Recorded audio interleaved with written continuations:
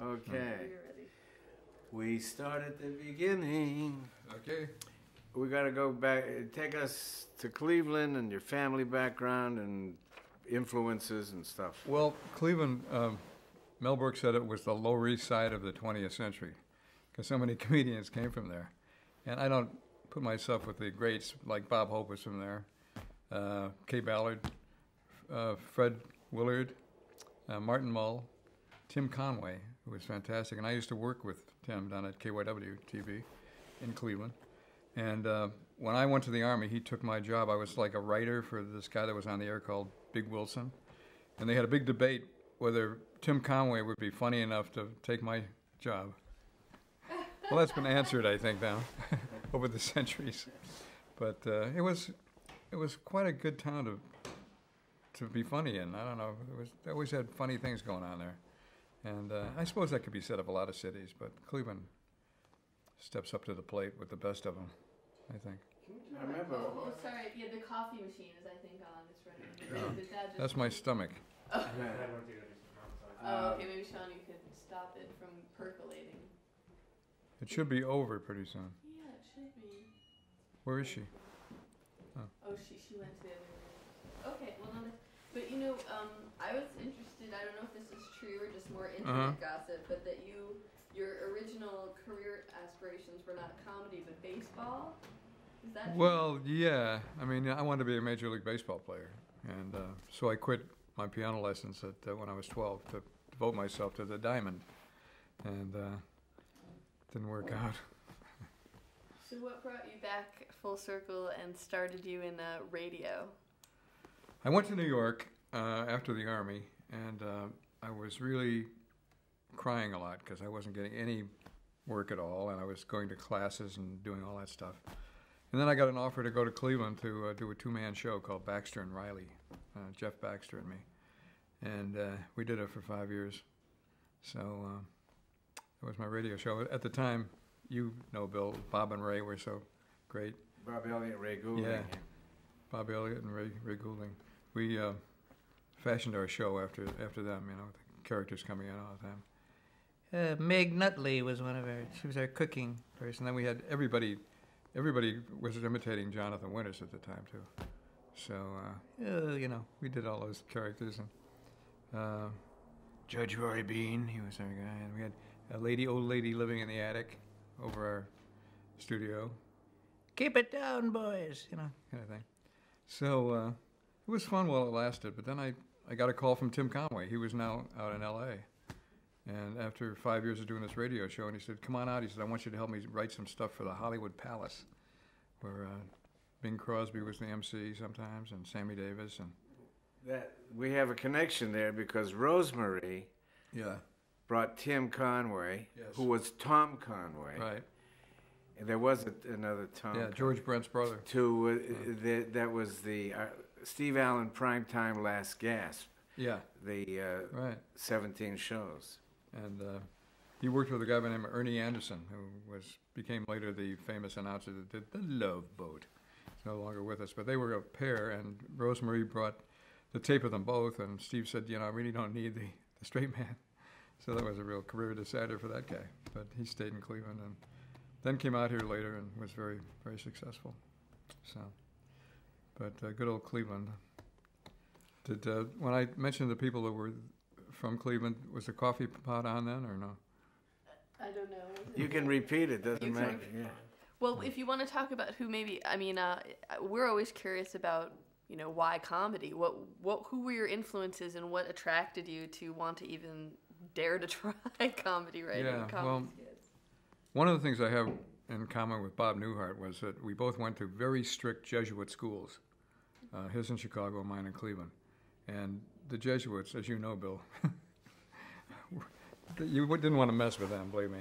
They just as soon slam you against the board and as look at you.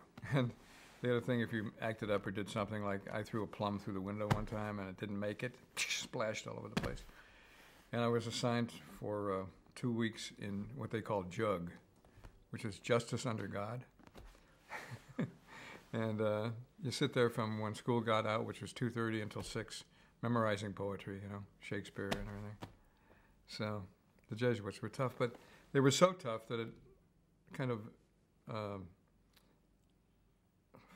I can't think of the word, that's why. But because they were so strict, it made us become more rebellious, and we tried to do things more quietly, but we did them more quietly. And that's how Bob Newhart is now. He's quiet. And that's why I fit in with his deal, because I too can blink. Yeah, but you haven't perfected the stammer. No. We had blink first, stammer later. Right. We had a director once that tried to get him to stop stammering. He would only lasted 1 week, by the way. But yeah, I mean, when Newhart's album came out, I was in the Army in 1958 when it came out, and God, it was like unbelievable how it blanketed the country, and everybody loved it. And we even danced to it in Cleveland. Shelley Berman came out at the same time. It was a great time for comedy, as you know. I remember standing in the snow waiting to see you at Mr. Kelly's in Chicago. Really? And I saw you in San Francisco at the Hungry Eye, too. With Don Henley, was it? Don Hinckley. Don Hinckley. Yeah, the Nutley, Hinckley, Butley, Winkley. Yeah. It's funny you mentioned Nutley before. Now we got a... Meg Nutley. Yeah, we got a Hinckley. Yeah, Don Hinckley. God rest his beautiful soul. Yeah. But what a great time that was, I mean, for comedy. I mean, yeah. The stuff, It was when people were still in awe of you if you were on television. Nowadays, everybody's on television because everybody has a television camera they can use. It's not such a mystery, magical thing. You can see Uncle Harvey up there, you know. But in those days, it was like, whoo, we're being visited by the gods. And you were one of them, I remember. Would you make a note of that? Yes, I'll make a note. Find out where we are on this reel, because I want to print extra copies for my over at friend. Emerson College. For Emerson College, yeah. What about your educational influences other than the Jebbies, or was that? Well, yeah, and then my mother wanted me to go to college because I was the oldest of 4 boys, and I went to John Carroll University, which is right outside of Cleveland. So it was another 4 years, supposed to be 4 years of the Jesuits. So I really got the double dose. And then I went to night school and I didn't graduate till like 7 years after I entered the college. But I went to the Army in between time, so it wasn't all lost. And you were doing comedy skits through college, right? I mean, was this sort of I used to work at I used to work at KYW in Cleveland for a guy by the name of Big Wilson, who had the morning show on radio for 4 hours. And they loved him in Cleveland. He had like 60% of the audience. And then he came back at 6 in the afternoon and did another show for an hour. And then he came back at 11:20 at night to fill the 10 minutes between the news and Steve Allen. So weird. They had That's unique. I never heard of anybody doing drive time to. Yeah, he was like. And late night. They couldn't see him. They couldn't see enough of him. He was so popular. He's gone now. He was on WNEW WNEW in New York. What was his name again? Big Wilson. Yeah. B.I.G. Yeah, he was like 350 pounds, 6'6", great big guy. That's big. That's big. That qualifies. It's big. Now, listening to Newhart when you're in the Army and getting interested in these comedians you were hearing, is that sort of when you caught the comedy bug? Or, I mean, what was it, something you knew you wanted to do? And well, yeah, I never, I didn't have the guts to become a stand-up because I didn't have any stand-up bits really. So I tried to be in every play I could be in that was comedic, you know, Neil Simon and, you know, those kind of things. And but when I went in the Army, I auditioned for and got a part in a all-soldier show which toured the world, every Army base in the world for 9 months. I had to re-enlist to do it, but it was certainly worth it, you know. And Ron Masak and I were partners, and we did a lot of stuff that was some new, some old, but we always got laughs with a Wheeler and Woolsey routine called "What Kind of a Dog Is It?" I don't remind us of what that was. Well, I'm out there Ron Masak's out there, and I come on and I say, gee, this is going so great. Would you mind if I joined you? And he said, well, okay. He said, I'll teach you a routine that my mother and father used to do in vaudeville. It's called What Kind of a Dog Is It? Oh, that sounds good. Yeah, all you have to, you just come up to me and I'll say, guess what happened to me last night? And you say, I say, my dog had puppies. And you say, oh, I bet she's a female. I'll get a big laugh. And they say, well, how come it didn't? I said, well, you have to act it out. You know, pretend like we're walking down the street and I meet you. You have to act it out. So I say, okay, let's pretend we're walking down the street and I meet you. What kind of a dog is it? No, you're supposed to wait for me to say something. Then you say the line, what kind of a dog is it? By the way, what street are you walking down? I say, Euclid Avenue in Cleveland, okay? What side of Euclid? The north side. It doesn't matter. We can do any side we want. We're losing the crowd. Okay, make it the south side of Euclid Avenue. Oh, hi, Jack. What happened? Guess what happened to me last night? My dog had puppies. Congratulations. That's great. No, that's not your line. It's not congratulations. You got to make the female association. You have to associate the fact that I'm going to say female. And let's try it again. Guess what happened to me last night? My dog had puppies. I bet that's a female association. No, come on, look, forget it. Get off the stage, please. My mother and father did this in show business. I don't want this routine to be besmirched, you know what I mean? Because we were in Peoria, I think it was. When I was born, backstage, my father was on stage singing a song, and the nurse carried me out in a makeup towel and put me in my father's arms, and he stopped singing, and he looked down, and you know what he said? What kind of a dog is it? And that was it. Surefire. Yeah. I had a hard time remembering some of it, but Wheeler and Woolsey did that. Yeah, Wheeler and Woolsey. I remember that. I remember the look of Wheeler and Woolsey. I mean, they were in the 30s movies, weren't they? Yeah, they were.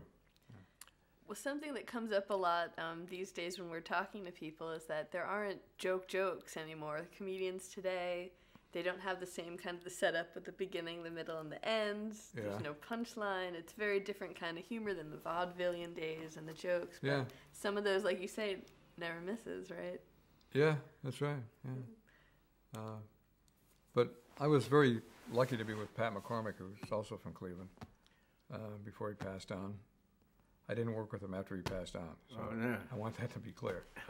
Yeah, but he was a great influence on me, I'll tell you, because he's so funny, and his lines some of them are immortal. You know, like Beethoven was so deaf he thought he was a painter. That's always one of my favorites.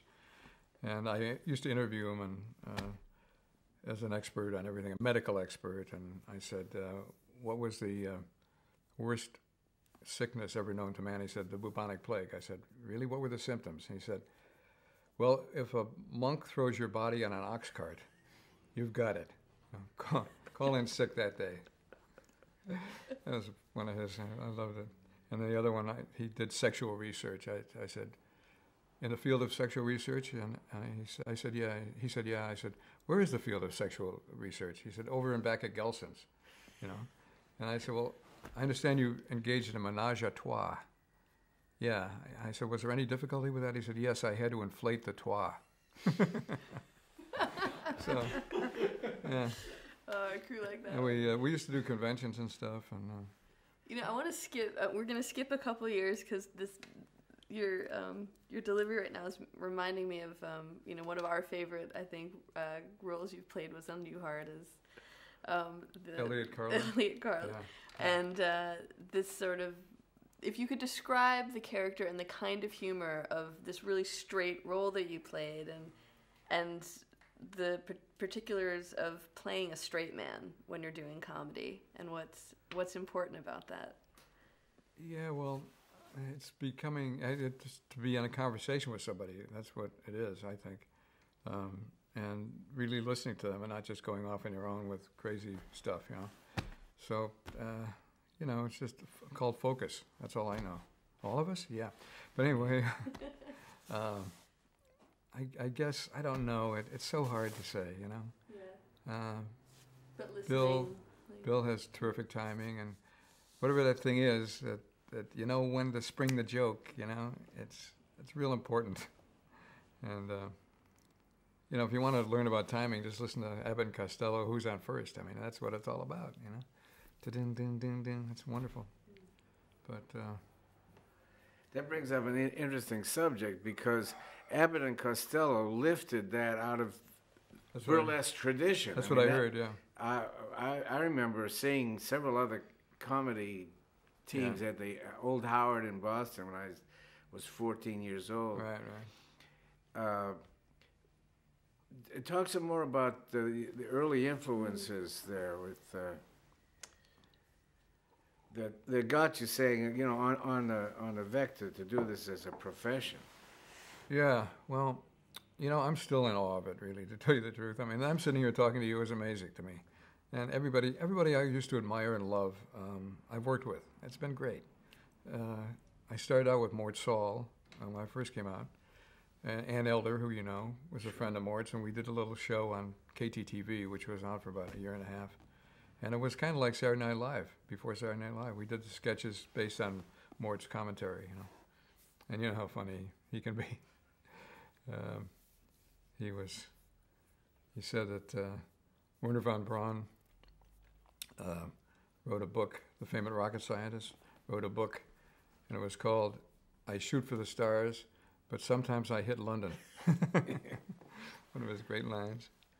And another one about the Nixon Library in Whittier, California. It's always closed, but you can break in between 9 and 7 in the morning. So Mort was great, and what a nice start there when I came out here and did that. And then a guy by the name of Bob Claver was a producer-director, and he saw Ann and me, and he gave us parts on a show called Occasional Wife with Mickey Callan. Do you know that one? Well, I know of it, yes. You're too old. Get out of here. Museums got them all. Yeah. And that was great. And that was your first role on screen. Yeah, first role. And that was in the days when Bob Claver I read from him. He goes, yeah, go to Wardrobe. You know, there was no 14 meetings with the network and everything. Thank God. It's much harder. Don't you think it is harder? Absolutely. Now than it used to be? It's opening night on Broadway when you go in for a reading, you know. It's unbelievable. And I don't know. I'm curious if we could go back to when you first came out here and you're writing for Mort Saul and I believe also Don Rickles and Tim. Yeah. What was it like to write for another comedian, knowing that the words would be coming out of their mouths and having to sort of write to their inflections? Well, McCormick and I both worked for Rickles when he had a variety show on ABC. I don't know if you remember that. Very few people do. And we went to lunch with McCormick, and that was always ended with sundown. You know, you go out and it's dark. You've been there since 11:30, drinking vodka all day. So we go back to the office, and our guest was Lauren Green, and we wrote, Lauren enters from Ranch House, Don does tirade. Then we go home. Yeah, it was so funny. What was that show? It was a show that Goodson and Todman put on. They wanted Rickles to be like Groucho. They wanted to do You Bet Your Life, and they set that up, and he did it, and he couldn't do it. He took 20 minutes to say hello and 20 minutes to talk about your bow tie, you know. So they decided to make it a variety show with a game show budget, and we had people come in just one morning.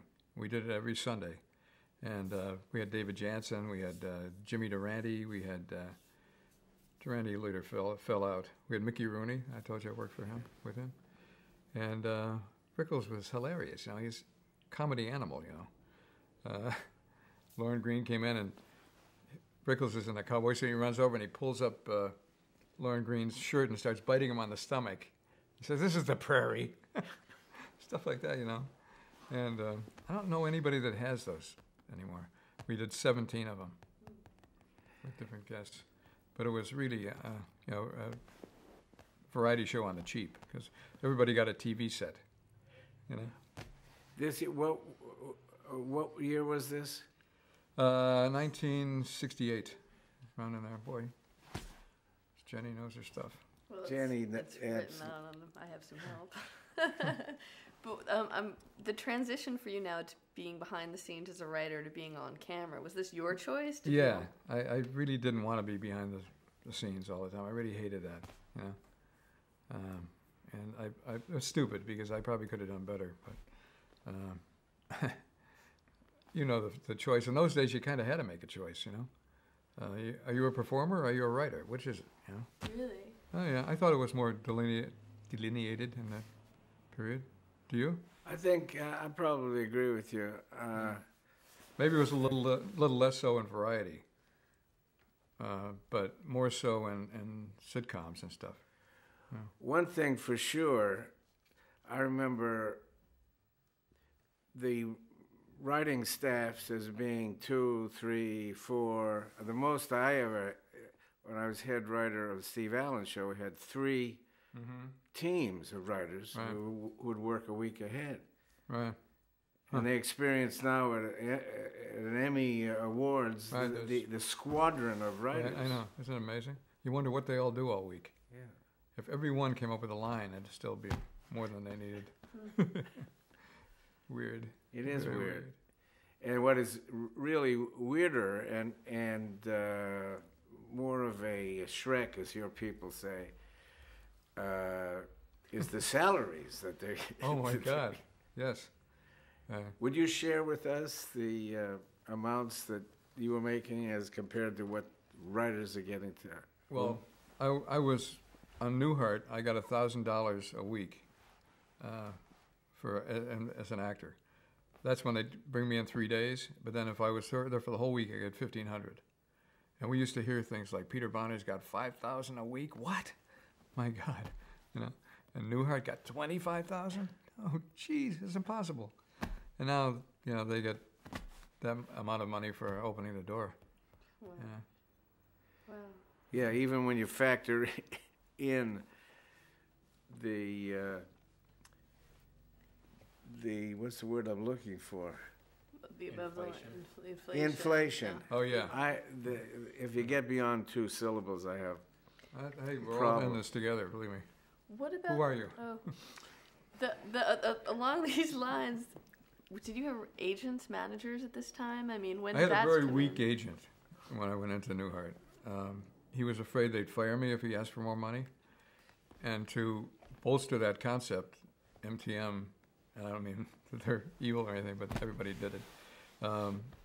The guy that played the grocer, Noam Pitlick was his name, became a director, and now he's gone. But he asked for more money, and they said we're going to make a stand, so they killed him.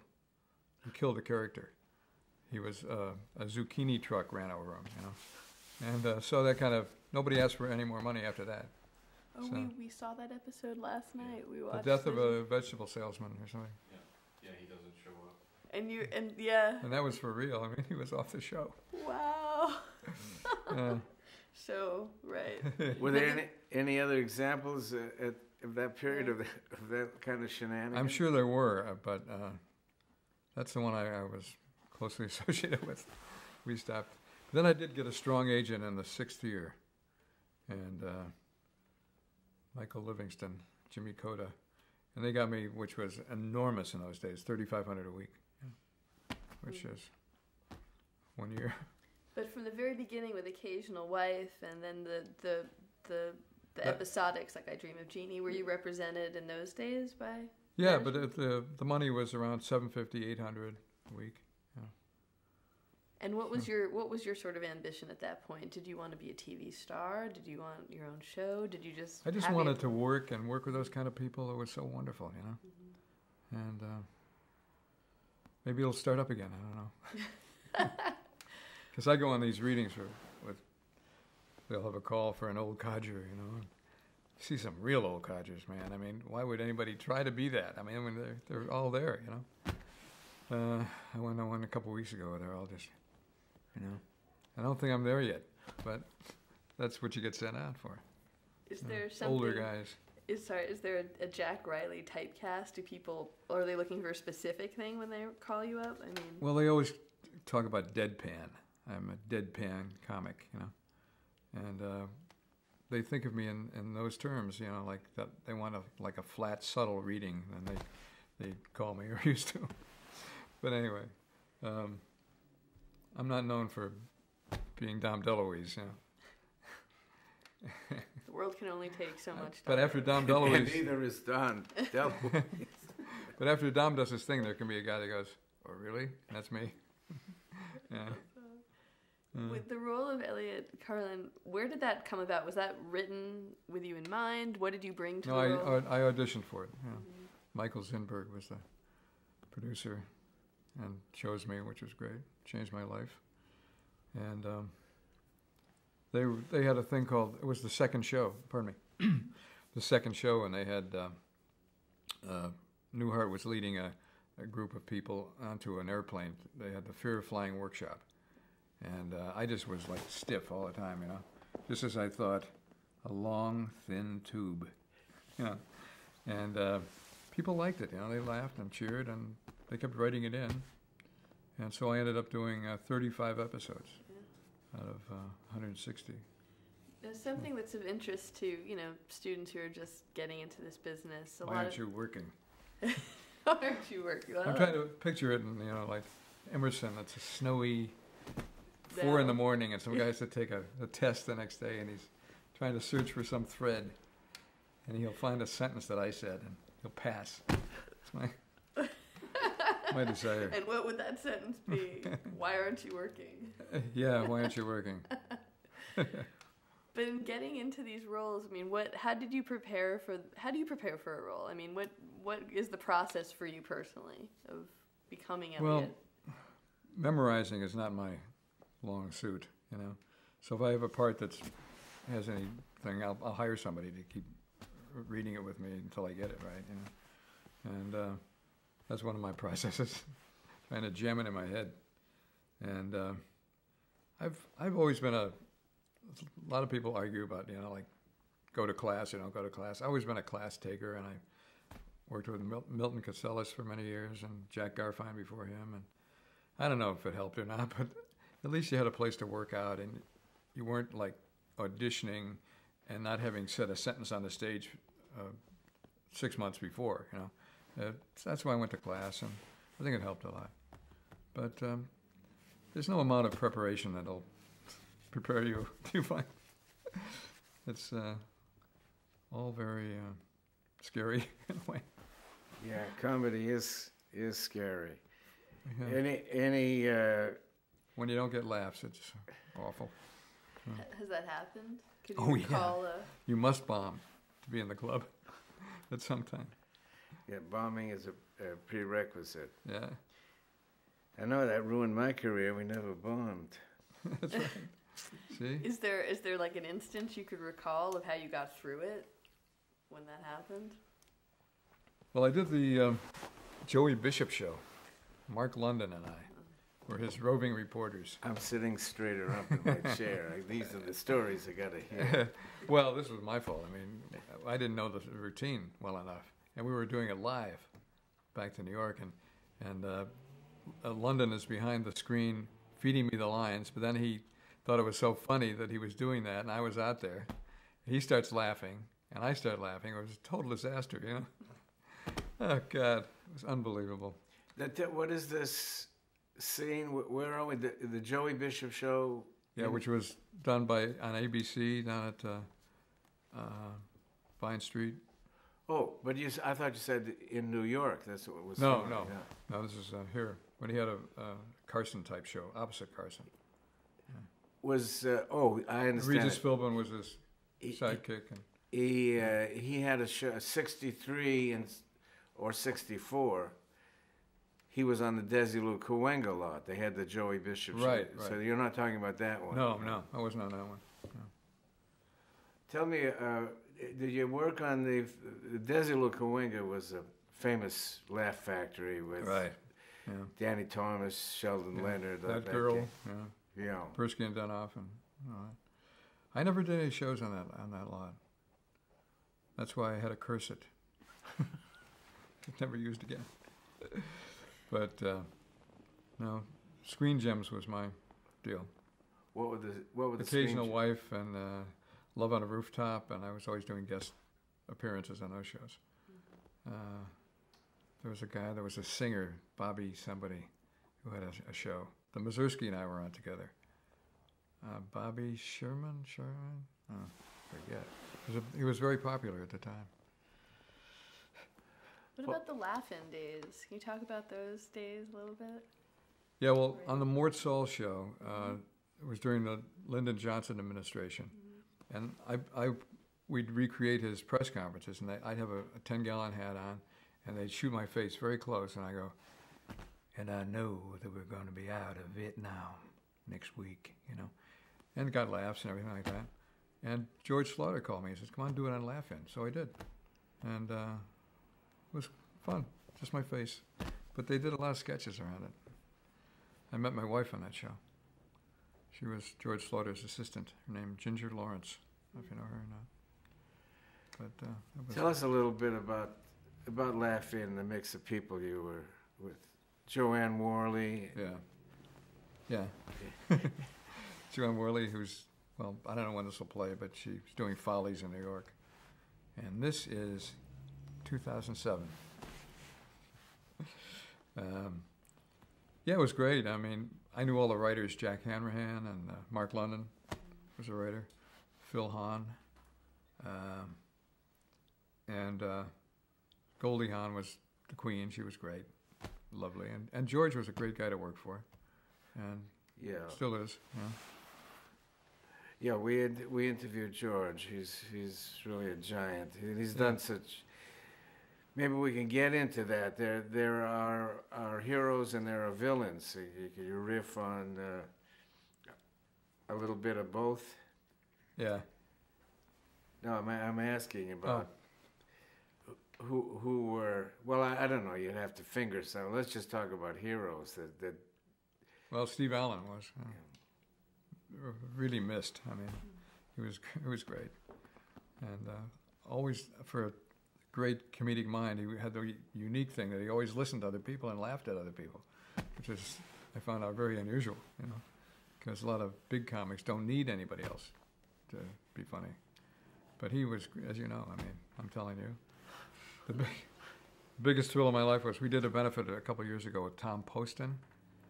He played a doctor, and I was the straight man. And sitting in the front row with Steve, I thought, wow, this is unbelievable. I go from, sitting in Cleveland with my hand in the Cheerios box, watching television, and then now I'm here. It's unbelievable. It's so great. That's my basic thing is all. That is it. We're sitting here in awe about your obvious humility. It's not necessarily a shock and awe. Well, what can you do? I'm a humble cat.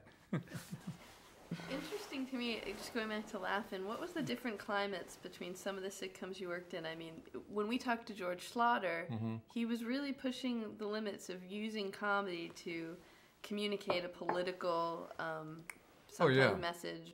Well, they were very liberal, people except for Paul Keyes, who was the head writer. Yeah. And he was Nixon's friend and John Wayne's friend. And it was a whole different thing. But I mean, it wasn't so clearly delineated in those days, the right and the left, like it is now. Believe me. We were more of a, nation that was cohesive, I think. The show we that sure ain't now.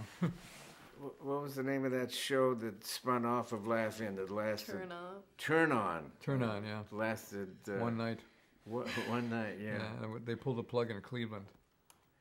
The guy from Cleveland, the general manager, took it off the air, and that was like set off a firestorm, as they say. So, and Chuck McCann was on that show, our friend. Yeah. So was Conway, Tim Conway. My old girlfriend of mine, Maura McGivney. Oh, sure. She was the sexy lady in bathing suit. Sister of the famous quick change artist. Yeah. So. That we'd be bouncing back and forth, but what were some of the acts? Because I was thinking about Owen McGivney. Nobody knows. Yeah. His was son, he the quick change guy? He was he did Oliver Twist. Oh, He did with all of the characters. parts, you know, Yeah. in a scene, changing of costumes. Right. I saw him do it one time. He did it on Ed Sullivan, I think, didn't Yeah. he? Yeah, or should have. Yeah, and Michael, his son, continued, but Yeah. became a lighting Nightmare. guy. Yeah. Oh God. Quick change. He could change you from light to dark. Really. Just pull a plug and there. That was it. Yeah, called about quick change. But we were talking about like people who weren't nice to work with and those who were. I've been really lucky, I think. They've always been pretty nice to me. You can talk a bit about the family that's grown out of your years of working with other comedians and this Yarmy's Army phenomenon and how that came about and if you could, I guess, to use Bill's word, riff a bit about using comedy as a way to take the heat off a bad situation or a sad situation. Yeah, well, our friend Dick Yarmy, that's where the name Yarmy comes from. He's also Don Adams' brother, and Don Adams' real name is Don Yarmy, so we have that in front. And Dick used to be on the road with Tim Conway and The Odd Couple, and did a lot of different roles. He's one of those people you wouldn't know his name, but you've seen his face many times. And he came down with a bad case of cancer, and we decided, since he was on the way out, that we'd meet every couple of weeks and have a nice little dinner and try to make the guy laugh, which was he wanted to do. He laughed at the whole thing. So after he passed on, it was so much fun that we had Tim Conway showed up and Harvey Korman and Louis Nye, your friend, and you showed up too. Yeah. And after he died, Dick Yarmy, we decided to keep doing it because it was so much fun, and it became like the place to go the second Tuesday of every month. And we also went out and did benefits. We did a great one up in Santa Barbara, as you remember. And he said, my name, Jose Jimenez, and it was like a 4-minute laugh. You couldn't believe it. The place, boom, So, so we decided to keep doing it, and unfortunately, it's like we've lost a few of our members, and Don Knotts being one of them, and Louis Nye being another, just the last year. That's the Howie Storm called me and he said, "Let's get some sad news. Howie Morris took a cab." Yeah. The Euphemism. The Linda euphemism for dying, and then he sighed. He said, "We're all circling the drain." Yeah. And it's really basically the core element of the Army's Army are drain circlers. Yeah. But happy about it, laughing at it. Norman Mailer said, at this time in my life, I realized I'm like a ping pong ball that could fall off the table at any minute. That kind of did it for me. I thought it was great. Another Norman Cousins, Anatomy of an Illness. Oh, yeah. Let's talk a little bit about the healing power of laughter. Right. Yeah. Did he ever prove that before he passed on? Yeah. They, the wife of the guy, I forget what her name was, she was from San Diego, billionaire, gave him a bunch of money to establish they called it the hard wiring between attitude and healing. And it's true. I wrote a book with Lawrence Peter, Dr. Peter Principle guy. Yeah. Huh. On that called The Laughter Prescription. Huh. Gee. Share with us a little bit of your own experience doing that. You mean getting better through laughter? Well, I'm on a cane now, so. You had a great line last night. Oh. When you entered the Army's Army. Yeah, gotta dance. And then throwing the cane down. Yeah.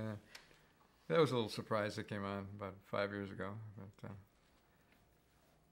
we don't want this in the archives, do we? Sure, absolutely. Well, just what the importance of humor's been in your life personally, like why you still do it, why you think humor's important in general. Well, it just knocks me out. I mean, when people laugh, it's great. It's wonderful affirmation of what you're doing, and it's so much fun, and it's so much better than not laughing, or sorrow, as we call it. But it's been, we all have a very good rapport, all us surviving comics. And you really do feel like you're part of something and you have something that is palpable, you know. There is a difference. I remember when Gene Wood and I became Friarlings. It was the early, they wanted to get some young blood. And the Friars Club generation resented success. Oh, yeah. Anybody come in and, you know. Right. Yeah, the Army's Army wanted new blood, and they got Louis Nye. that was a laugh. Funny. Yeah, but the distinction also between the humor at like a Friar's Roast versus what you guys seem to do at Yarmy's, it seems to be much more encouraging and supportive Collegial. than cutting. Yeah. Right. Yeah. I mean, do you think that's a generational thing, or? I don't know. It used to be very competitive. You know, like Milton Berle was the abbot, and you had to kind of like pass his muster. But yeah, I think we're kinder to each other than the Friars Club people were. I think there was kind of an attitude over there about newcomers need not apply. You know. Let's talk a little bit about above and below the belt. I mean, your humor has always been above the clean humor versus dropping your pants, or what, you know, Yeah, well, you know, you just gave me a great idea to end this interview. You'd be our first one. Make your mark. Well, you know, you can say things now that you couldn't say when we were coming up. I mean, in 100 years, stuff they talk about now, it's incredible. And, you know, I've never really had to do any of that so far. But for the right money, for the right money, down they go. Yeah, down they go. Here we are on cable TV. Yeah. For the purposes of you know, advising or helping people who are just getting into the business, we've kind of established through these interviews that you can't make someone funny who's not funny. Right. But if you start off with But I've been funny trying one- all my life. You've been faking it well. Yeah, yeah. Can you become funnier? Are there tools you can acquire or things you can do to hone your craft? A rubber chicken? Yeah, I don't know. That's a big question. You know, it's like I was the class clown, and you start out doing that. You like it. Then we did the football rallies. You know, and we dressed up as girls with giant boobs, which you couldn't say in those days. Believe me. And you hear those laughs, and you think, this ain't bad, I'd like to do this. And then you bomb, and you think, well, maybe I don't want to do this. And it started out that way with me. I mean, it's a cliche to say class clown, but I wasn't the only one. There were like 3 or 4. Jerry McGinty was another one. And we just made life terrible for these poor professors. There's this one priest who used to come in, and before he'd start, he'd look on the floor, and if there was a piece of scrap paper or anything there, he'd go like this. Then you'd have to go pick it up and throw it in the wastebasket.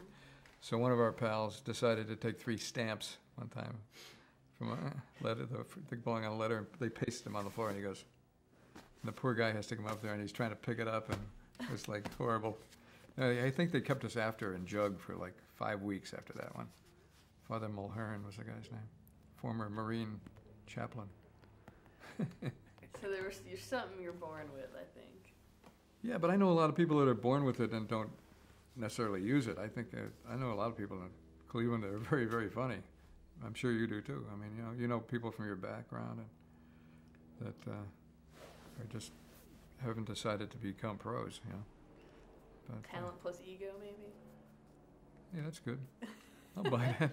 You'll buy that. You've been doing this for 2 years. Yeah. My diagnosis. Well, Jack, what's funny to you? I mean, what makes you laugh? Jonathan Winters. It's hilarious. Go up and have lunch with him every once in a while. And as you know, an endless stream of funny stuff. Yeah. Yeah. It's amazing. Yeah. One person or 10,000 doesn't matter. He'll do the same show. I know. And sometimes, like, I was up there with him a couple weeks ago, and he just was kind of sober at at lunch and we're eating, you know, and I think, oh, he's going to have an off day or something. He walks out and he sees all these women on the patio having lunch, and he started and did like an hour show, you know, using them as props, and oh, it's great. It's just great to see that he can still do that at 82. Yes, Jonathan Winters is a good example of surviving with humor with all Yeah, of absolutely. Yeah. all of the stuff that he and his wife are going through at the same time. Oh, I know. Yeah, Eileen. Yeah. But there were so many things along the way that did make me laugh. I was a big Ernie Kovacs fan. We all were, you know. Bill makes me laugh. All the on the street guys, Harrington, and Tom Poston, and I don't know, Bo Rat has his moments. Did you see the movie? Oh yeah. Yeah. What did you think of that? Well, it was kind of funny but sad too in the end, about how he built these poor people into having that dinner party for him and everything. I wouldn't have the guts to do that, but Yeah, yeah. But it made I'm you laugh. pleased you're saying that, because I can take mean-spirited just So far. so far. Yeah, yeah, right. Well, I mean, it's almost sacrilegious to say this guy influenced me, because I'm not a big enough star for him to influence me, but Gleason was the best, you know. Being an Irish kid from Cleveland and seeing this guy was great, you know, because he was like all your relatives. And you worked with him, didn't you? Oh, sure, Yeah. yeah. I never did, but boy, I'll tell you, I was a fan of his, and we all did Reggie Van Gleason, you know, in school. Gleason was another example, like Steve Allen, of generosity. Yeah, Never, if you got, the bigger the laugh you got, the Right. name, as a matter of fact, we talked about that, that he had that quality. right, right. That's the name on the garbage cans is Jackie Gleason. Right. So Yeah. if you got a laugh, that's good for him. Sure, right. Jack Benny was that way too, I understand, yeah. So Did Steve- you have? Oh, I'm sorry, sorry. go ahead. Did you have experiences with the other side of that? With Gleason? No, with comedians that were not all that generous. I don't know. I met Joey Lewis one time. He was great. He was in a little room at the Hollanden Hotel in Cleveland, the Vogue Room it was called. And my friend who used to work at the Cleveland Press showed me these he had pictures made of Joey Lewis, but they were in a $5 bill thing. It looked just like the real thing, so we took him up to him. He was so happy, this little guy in this little room, about as big as this chair. But what a great guy he was, and how funny he was. He was first one I ever saw stand up, you know, for an hour and 15 minutes, never not get a laugh. Every line was great. Yeah. I got stared down by Danny Kaye a couple of times, but it was okay, because I was in the wrong place. I was in the writer's room with McCormick, who was like with the cigar and everything. And Danny Kaye said, "Me? Out." But that's not big. Wait a minute. Give us. What is that again? I was with Pat McCormick. He took me over to visit the Danny Kaye show when he was a writer on the Danny Kaye show, along with your friend Paul Mazursky. And I was they were ready to start a meeting, and I was just sitting there like I was going to sit there. And McCormick's got the cigar blowing past me and everything. And Danny Kaye, you know, he just got rid of me immediately. Out, you know, so. But yeah, he didn't have a reputation. as being warm and cuddly, no. Yeah, no, he was not. I knew a woman who booked the domestics in the Kay household. Yeah. And she didn't think he suffered enough. Oh, that's good. Oh, that's good. Yeah. But nobody stands out as being not nice to me. Good. Yeah. So, you know, Steve Allen wrote all these books about trying to uncover why funny is funny and what is funny and who are these people who make us laugh. But, you know, you can't ever really dissect it. But No.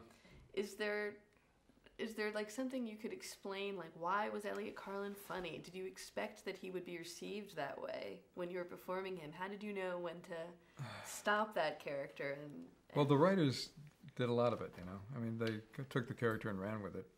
And I guess because what I explained to you before was like, I'm not Dom DeLuise, but I can follow Dom DeLuise in a certain kind of way. And I think that was one of the first times they ever let somebody do that on television. Because a lot of times after the Newhart show, people would say, aren't you going to do something? You know, I said, well, yeah, I'll do something, but it'll be small. But, yeah, it's, who the hell knows? I don't know. It's interesting because you've had a terrific career. Yeah. we're just gonna break 1 second. Thanks, Dad. What happened? We just have to move my car. It's 2 hours. I didn't even notice that. That's great. It's 2 hours, yeah. I don't think you'd have a real That's problem fine. with it. Better to be safe than sorry. Oh, you mean that I didn't know the subject of the. No, that's okay. That's okay. You mean there's There's a visitor's plaque there somewhere, I think. That's it. We'll just move them. Yeah. Okay, all right. Thank you. Though. there's no meter out there. No. It's just- No, I they dig just- what you're they saying. might They mark the wheels of the car. Jack, I wonder if there's something you could offer to someone just starting out in the business today. If there's something you wish you would have known, say when you were just starting out in '67, and about the business or about work ethic, or I mean anything like that. What would you? Yeah, well, you know, there's a thing in jazz called don't talk about your wailing. Just do your bit and let me see, you know. And you can talk about comedy for a long time, but the real test is to get up in front of somebody and do it. And the more you can, if you're starting out, the more you can do that, the better off you're going to be, because you'll learn something every time. And you develop. I think I read one time that George Burns said the audience told us how to do the routine. They shaped the routine for us.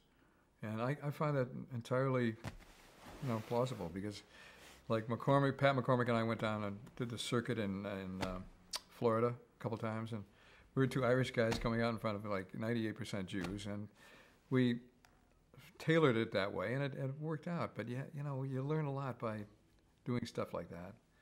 And the more you can do it, the better off you're going to be. That's all.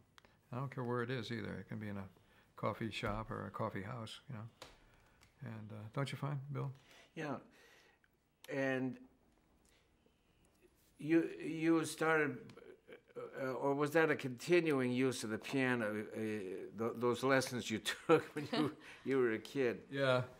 I still and do that. you were writing parodies and Yeah. and I still do 'em. original songs Yeah. also. Yeah, I did. I'll. What are some of those titles? Well, October in Oxnard is one. I do. I'll do it for you if you want me to. Yeah. If you're set up for it. Yeah, we can do it. We'll follow that one. Also, I wrote one called "They're Going in a Different Direction," about being rejected for a part. They're going in a different direction. When you opened up your mouth, you were headed south, when north is where they wanted you to be, because you're going in a different direction, kind of thing. So, and that goes over. I can usually get a couple laughs for that. What are some of your other titles? I'm trying to think. Well, you got 4 with the directions alone. Yeah, right. That's right. Yes. North, east, south. Trying to think what else I've done. The Long Goodbye. The Long Goodbye, yeah. I played the piano in that film. Oh, yeah. Bob Altman, yeah. I love that movie. Love that he was a fan over here. Yeah. Oh, yeah, it's good. Oh, that scene too. It's great. Yeah. How did that come about? That role and that. If you that had give a bounce bank shot, you think that? All right. Well, when I read it in your bio, I was like, oh yeah, that's right. Yeah. That was you, and I was like, I love that scene. Yeah. Elliot Gould walks in the Yeah, bar, right. and it's all kind of dark, and Yeah, nobody's there, yeah. and you're just kind of playing along. Yeah, yeah. and Thanks. riffing on it. Thanks a lot. Can we do that in this angle? We'll go What? when we break this. We'll go over with the little camera. We'll get him at the piano if he's Oh, willing okay. to We'll do get it. you at That the would be great. Okay. get you at the B-roll. Yeah. Trying to think of the other funny titles, but I don't think there are any. I got those God, Why Don't You Love Me? Oh, You Do, I'll See You Later blues. That's a Sondheim thing. You Got That Thing. First song Cole Porter ever wrote for Broadway. You got that thing. You got that thing, that certain thing. Makes birds forget to sing, because you got that thing. They say that Trojan Helen's looks made every man her slavey. If she could launch 1,000 ships, you could launch a navy. What about dealing with rejection and not getting the role? I mean, It's truly suckable. It really is. Because, of course, I go in and I see, some of my favorites waiting to audition, People I've admired all my life. Yeah. And if I see Orson Bean there, I might as well just start the car, But it's constant proving yourself, which is weird. even now. Oh, yeah. More so now, you think? I would think, yeah. Huh. Because they have so many people available now. They can get big stars to do parts, a little walk-ons sometimes. What about the commercials business, voiceover business? Well, it's been good for me for many, many years, and I still have Shed Spread Country Crock on. I stopped that laughing. Put my daughter through college for that. But it's that again is becoming more and more popular with people that want to do it. And it used to be that real actors didn't do them, and now they all do. And Gene Hackman is up for everything, like I am. So. Stu Pickles. Stu Pickles, yeah.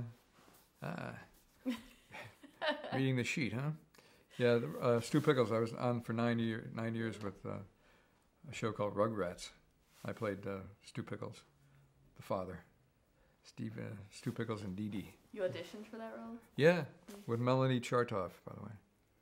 On a rainy night, and I thought, I never get these cartoons. What am I doing here, But I went. I had to get some bread, and I stopped in, and there she was, and they happened to be looking for low key, because they usually don't.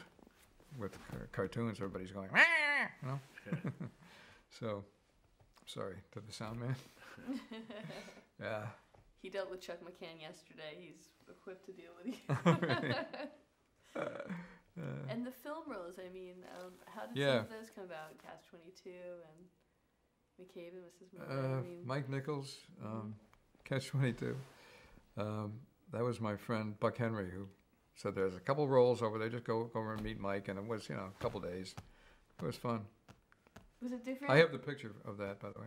The picture? Of myself in Catch-22. Oh, wonderful. I'll lend it to you. Oh, yeah? Yeah. We'd love that. Yeah. And then my friend Ron Clark, who you know, he wrote Silent Movie for Mel Brooks, brought it to him. He didn't even know him, And because of him, we all got into Mel's pictures. I was in that one, and I was in History of the World Part 2 and High Anxiety. Mm-hmm. And the best part I ever had was with To Be or Not to Be, where I played his chauffeur and his prompter. To be or not to be. That stands in my hands, yeah. That's one of my favorite moments. I love that movie, it's great. That is. And that was one of your favorite roles? Well, yeah, because I had something to do. I had more than one scene. Yeah. Great. I don't think this could still happen in Hollywood the way it is now, but I was at an acting class, and this guy by the name of Warren Vanders, an actor, said, Robert Altman still has a couple of characters left in this movie called McCabe and Mrs. Miller that he's doing. And once you call so-and-so in the morning, call Jane, somebody, and she'll see if they're still doing it. So a man's voice answers, and I said, is Jane there? He said, no, who wants her? I said, well, Jack Riley. Oh, well, what's this about? And I said, well, I want to see Mr. Altman. And he said, I am Mr. Altman, what do you want? I said, I heard you're going to cast this show in a movie. And he said, well, where are you? And I was 3 blocks away. So I went over there, sat down, shook hands, and I got 3 months on the film.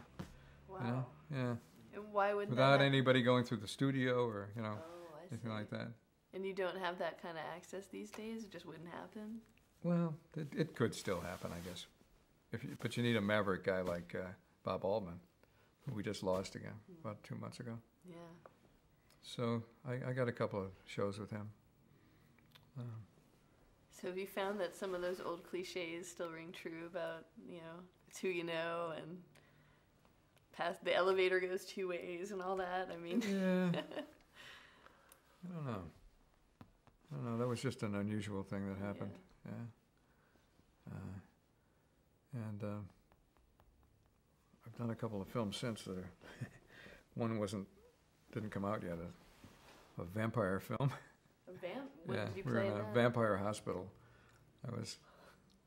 The nurses were vampires taking the blood from all the patients. I don't think you want to see this. It hasn't been released, and I don't think it ever will You be. could have done your vampire role bit on that. Yeah. Bill's got a vampire. Yeah, well, the bridge is washed out. You'll have to spend the night here. That's good. But the vampire and the blood and the color of blood, of course, the same color of tomatoes. Talk to us about that. That was quite a cinematic experience. That was great, yeah. There was a movie called The Attack of the Killer Tomatoes, which still haunts me because I went to see a band, Gordon Goodwin's band, at the Jazz Bakery, and they played the theme from the Attack of the Killer Tomatoes. And he had me stand up and take a bow. So, but I almost died in the film. There was a helicopter supposed to come in and inspect the tomato fields, and the pilot was kind of like new at it, and he was a crop duster, and he was kind of nervous because of he was supposed to come down right next to a police car that was arriving. So he came down too fast, and his rear rotors hit the ground and came off, and we started spinning like a centrifuge. And somebody said if he'd let that go 5 more seconds, we would have had our necks broken. But he turned it off, thank God, and we crashed from about 10 feet up and burst into flames and the whole bit, Whoa. into the tomato patch. And Herb Caen in the San Francisco Chronicle said, "This is the first time in show business history that actors have ever been thrown at tomatoes." So, Actors thrown at tomatoes. yeah. Herb Caen, the base, San Francisco, I'm sure you agree, is one of the prettiest cities in the Bay Area. Sure is, yeah. Is that what he said? I mean, Yeah. no, I used to spritz him, Yeah, Herb yeah. Caen, about that. Uh-huh. Maybe we could talk a little bit about the relationship between the press affecting Jack Riley specifically, but also affecting vehicles that you were in for employment. Yeah. Well, once again, I got mentioned by Famous in the New Yorker years ago. She spotted me in The Long Goodbye. Pauline Kael. Oh. And I couldn't believe it, Well played by Jack Riley, TV's Jack Riley or something. But that was great. And then Herb Caen, did a lot of stuff. And he listened to he heard our commercials on the radio for Shed Spread Country Crock, and he said something about the most insipid couple on television today, So we wrote him a letter and said, "We'll take it. Insipid. Pays well." But then, of course, the Cleveland papers were terrific. I mean, all of the local farm boys that went out to Hollywood are always covered well there, including me and Fred Willard and Martin Mull, Tim Conway.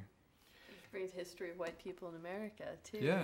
I was Worked in that. on both sides of that film, or you worked on the series? I was just a white person. Was it? Yeah. You were outsippered. Yeah. Yeah, it's a great ensemble cast, the Harry Shearer and Fred and Martin Mull. Oh yeah, it was great. And it's a different flavor of humor than It is, yeah. than Newhart. I mean, Yeah. and all the other stuff you've done. Yeah, it is. It's a little bit subtle. Yeah, it's more bang. like the Curb Your Enthusiasm kind of laughs that I've never been. I don't quite get it in a way sometimes. I'm from the old school. But Yeah, I don't know what I was saying. Hardly ever do. That's okay. Anyway, Okay. we've got a hell of a good interview here, and we don't want to. You can We don't say- want to schnorr it. Are we going to get some chance to go by the We piano? will. So why don't you hit your little button? Yeah. Now we're talking about going into... We have a wrap up that sometimes spurs a long response, and sometimes is brief. But we're going to see what Jack Riley says when we ask, "Was it worth it?" Oh, God, yes. Yeah, I mean, I'm so happy I didn't have to go to a cubicle every morning and you know, be there all day. And that's been the greatest part of it, because with the acting thing, your work is your vacation. And when you're sitting home, that's not your vacation. That's the hard work, just sticking with it. But yes, it's been worth it. Sure. Absolutely. Very affirmative. Well, it certainly. And I tried to think of a crypt joke for this, because it's this isn't yeah. this is a crypt thing, or no, it's not a crypt. It's called a archive. Yeah. Archive.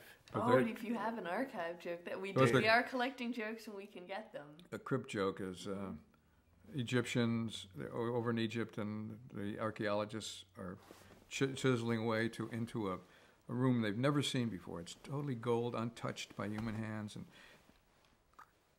goblets are hanging and little things, and there's music and harp playing, and they see an old casket over on the side with a mummy on top, and they go over there and they look down and they see the mummy's mouth is moving, and the archaeologist puts his ear down to his mouth, and the mummy says, "Is Dick Clark still working?" So That's a good one. yeah, And on that note, Yes. okay. could we trouble you to play a little Sure, bit? yeah. I know you said you had to leave, but we can start breaking down. And can we? Oh. Can we do hands? That's all. Starting with me. The other What's your head on that? Bonk. Yeah. Microphony. Okay. Because I I'd just- rather get it on this. I just haven't played in a while, but That's cool. you don't have to use it. It's been a nice spot not to be used. Oh, I'd be thrilled. You guys are terrific. Oh, this was such a. Oh, I mean, it's- last minute, you're such a sport. to have Yeah, done this. we really appreciate it.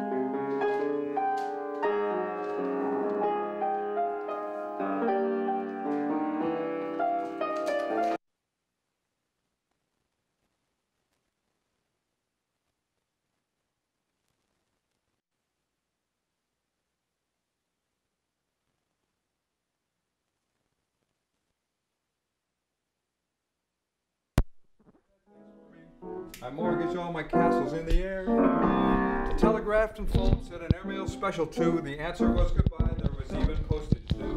I fell in love once and it had to be with you. Everything happens to me. Everything happens to me. Last night I passed your house just to see if you were up. Stopped to pet your dog, I thought he was a pup. Forgot he's a pit bull, and geez, all grown up. Everything happens to me. I phoned up 911, they were there within a flash. 47 stitches, it really was a gash. I don't have insurance and I had to pay 'em cash. Everything happens to me. Right then and there they decided to inoculate. Rabies was the thing I should not get. Then they took your dog off in a little crate. His room and board was added to my debt. Now I'm sitting home just to contemplate my gaffe. I called you up for sympathy and all you did was laugh. Now I hear you're suing me on your dog's behalf. Everything happens to me. Everything happens to me.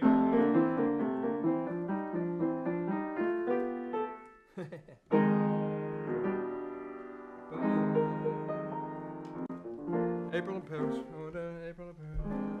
April in Paris. I forget this one. October. Oh, gee, I'm all mixed up now. The wrong. Everything happens to you.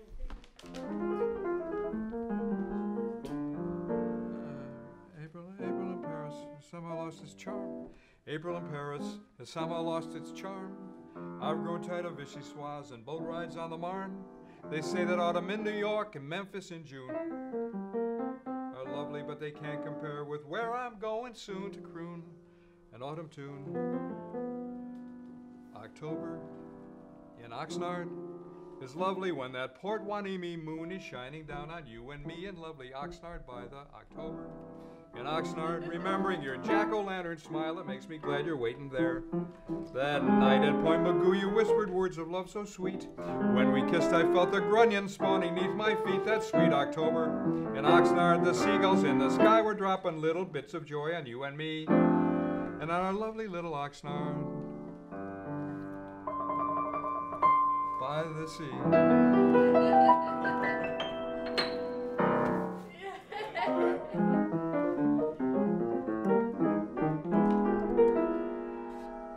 Last Monday morning I went down to Paramount. A role on Nip Tuck was my goal.